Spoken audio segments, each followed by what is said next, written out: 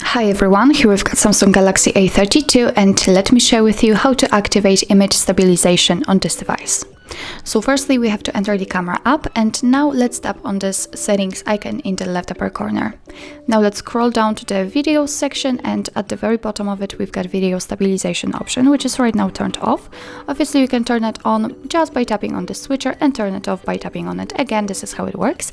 And since this option is activated, it will be immediately applied, so it means that your device will reduce any shakiness and jiggling whilst recording the video. So I highly recommend to leave this option turned on, because your videos will be just better. So actually that's all. This is how to activate image stabilization in your Samsung Galaxy A32. Thank you so much for watching. I hope that this video was helpful, and if it was, please hit the subscribe button and leave the thumbs up.